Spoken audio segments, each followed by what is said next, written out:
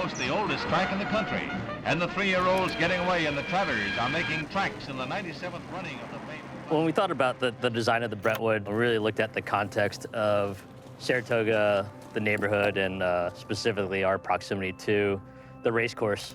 The race course is arguably the oldest sporting arena in America. And so for us to be caddy corner from its backstretch is a pretty unique position to have.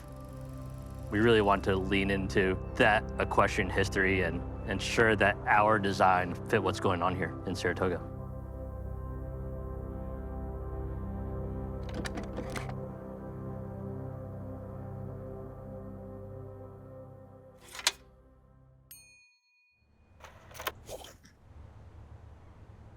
So we have a design studio based in Brooklyn.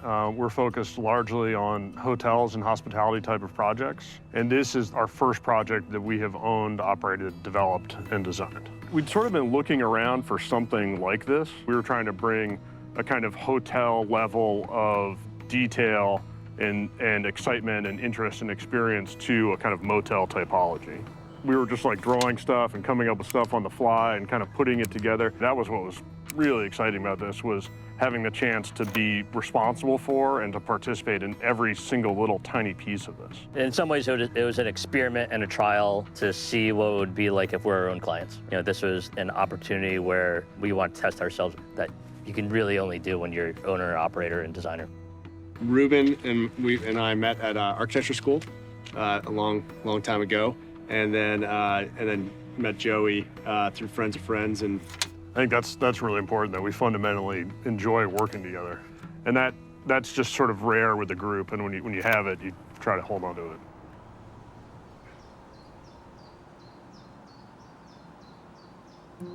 This building was built sometime in the early 70s. I grew up 45 minutes north of here, so I was familiar with the scene. We came up here and just, you know, kind of fell in love with the spot. There was kind of a cracked, paved parking lot. There were overgrown trees surrounding the whole front of the hotel. Essentially, it was this basic structure and then just a ton of kind of overgrown stuff in front of it. I remember like the day we took the keys, we were kind of walking around, we're like, oh man, now like there's a lot to do now. It's like we always say this line, and it's just like, well, there's no one else. Like one of us has to do it. So it was, I mean, pretty grueling. Like, I mean, I was living here and pounding nails the whole time. And then these guys would come up from New York, and we were caulking and painting and installing windows. And so we were really involved in the process, and we're trying to push it forward. People say, oh, it has great bones. This place did not have good bones. Like, we didn't walk in and be like, oh, if we rip this up, I'm sure there's some hardwood floors under there, kind of thing. It's really more about the space. These mirrors or the oil paintings, like we found all those across going to like vintage antique markets and sort of collecting things over time. And when we saw something, we bought it and we threw it in the back of the car.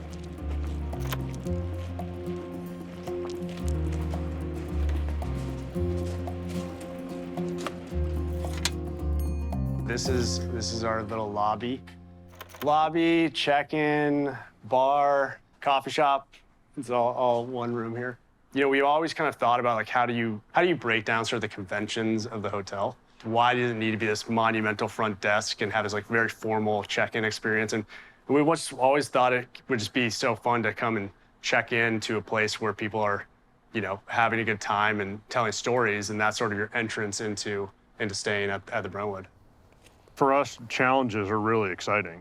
It presented an opportunity for us to sort of show, you know, what we were capable of imagining within a space that had to be kind of this.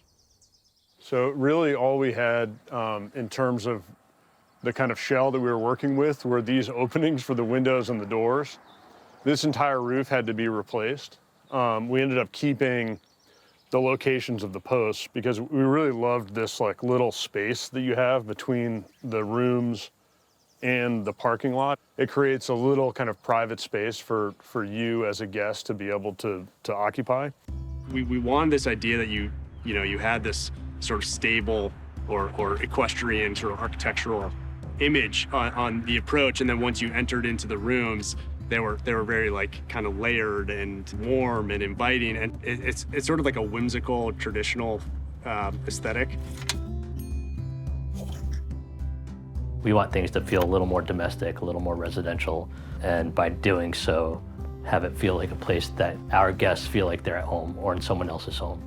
The experience that we have is focusing on the touch points, right? Things that guests interact with the most and making sure that those speak to a certain quality.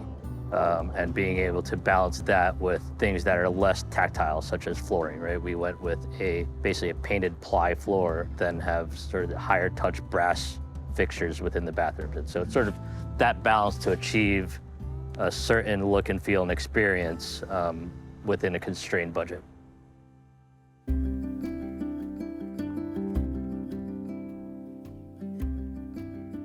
People were asking us, why are you keeping the name? Yeah, a lot of people in our industry, like they always sort of advise that you should rename a thing and that you can go on TripAdvisor or what have you and wipe the slate clean by renaming it. But I think for us, it was sort of respecting what was here and then, you know, also wanting to sort of surprise and delight the audience that already existed.